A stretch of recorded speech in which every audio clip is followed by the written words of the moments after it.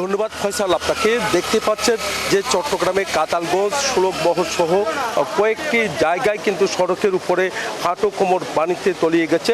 আধা ঘন্টার যে মুষলধারে যে বৃষ্টি হয়েছে এই মৌসুমের সবচেয়ে বেশি বৃষ্টি আমরা দেখতে পাচ্ছি বাড়ি বর্ষণের মতো।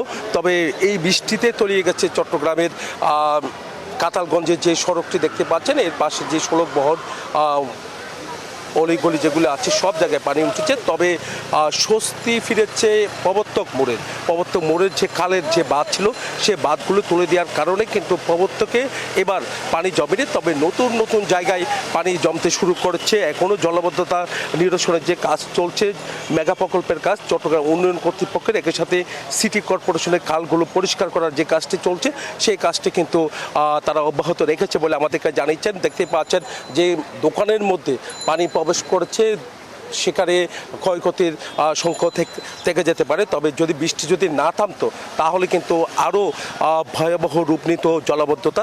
এখন বৃষ্টি থেমেছে, আবারও মেঘাচ্ছন্ন। তবে আবহাওয়া অধিদপ্তর যেমনটা জানিয়েছেন যে আবারও ভারী বর্ষণ হতে পারে বলে তারা জানিয়েছেন। এই ছিল আমার এখানকার সর্বশেষ। ফিরে যাচ্ছে স্টুডিওতে ফয়সালের কাছে।